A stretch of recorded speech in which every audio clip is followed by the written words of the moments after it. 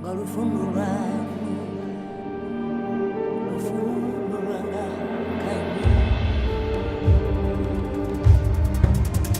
continue now with Luke chapter 1 from verse 57.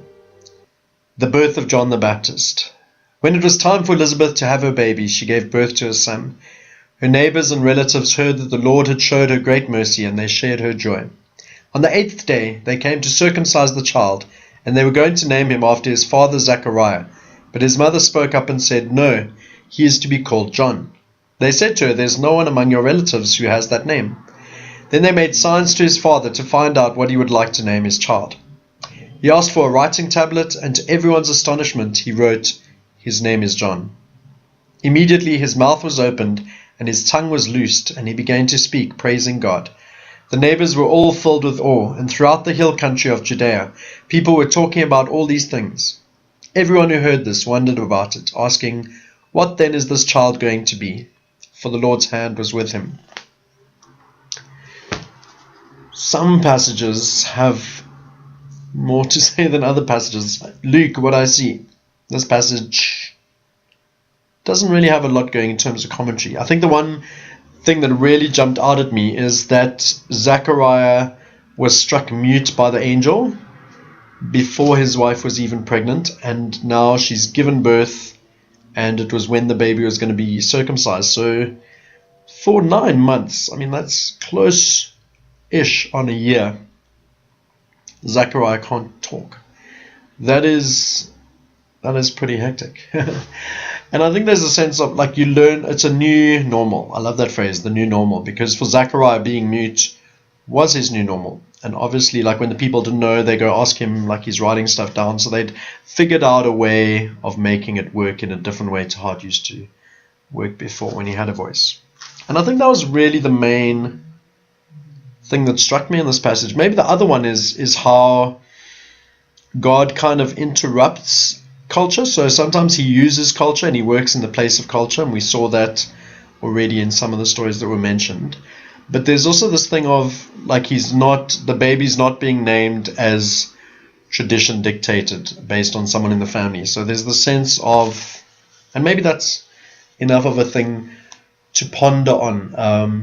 I think when colonialism happened, let's go huge with this one, that a lot of the time it was Christian missionaries coming to a foreign land and just completely wiping out or negating any concept of God. You don't have God, we have God, this is how God works, and he wears a suit.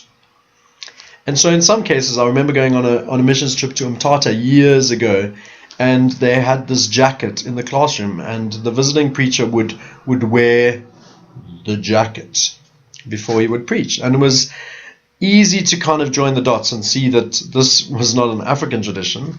This was something that had been picked up by white people preaching in a suit and tie. And so this special reverence had been given to the jacket. And they carried on doing it, even though Umtata is really hot. And it really didn't make sense. And so you're putting on this jacket that makes you even hotter and makes you sweat. And so practically, it just wasn't a super idea.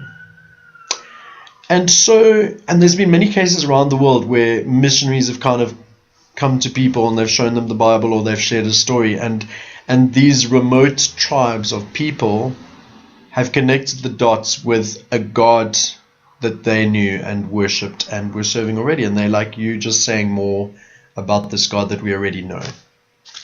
And I think the Bible speaks about that in Romans, saying that creation holds enough of the glory and image of God for people to realize. Like, if you can be around creation and you don't realize at some point that there is a God, that something is wrong. And so I think it's important that we interrogate our culture. And not just a case for white people to go and interrogate the culture of everyone else as we've done and just throw it out and say, hey, white Jesus, which also doesn't make sense.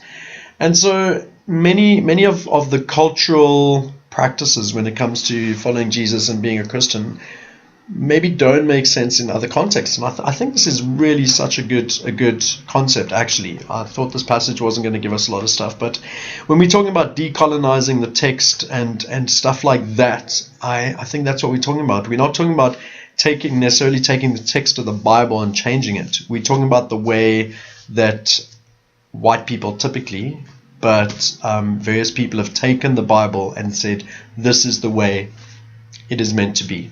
And so if you look at a Sunday on a church, the way it is meant to be is 4 songs, 1 fast, 3 slow, then a preach, then the offering, that kind of thing.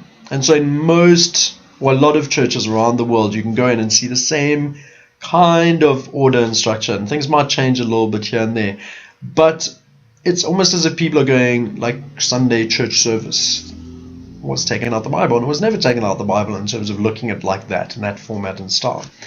And in fact, creating space for dialogue, creating space for wrestling, creating space for people that don't particularly like music or singing to be able to worship in other ways.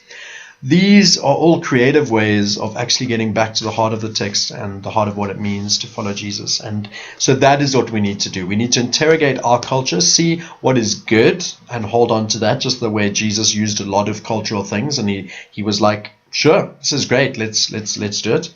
And at the same time, we need to be able to hold it loosely enough that we can throw things out, things that don't make sense, things that don't fit, as long as we're not contradicting the Bible and Jesus and following God. But there's so many things that we do that are just tradition, and we hold on to them so tightly. That's the way it is.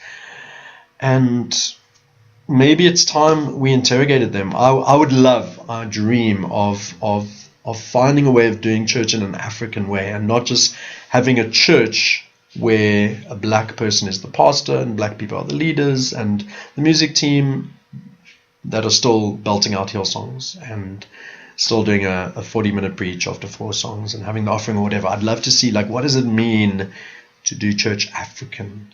And I have some friends that are busy exploring that, and I'm very excited to see how that goes and hopefully to be a part of that. And so that is an exciting thing we can get out of a passage that I don't think had anything specifically to do that. But I think there's an important principle that we see, that in some ways God spoke through and used the culture of Israel, and in other ways God said things are going to be different. And I love that last verse, the child grew and became strong in spirit, and that is not the last verse. Everyone who heard this wondered about it, asking, what then is this child going to be? For the Lord's hand was with him. People sensed something different is about to happen. Things are going to get real, yo. And that is exciting, and it's John the Baptist, so it does get pretty exciting pretty quickly.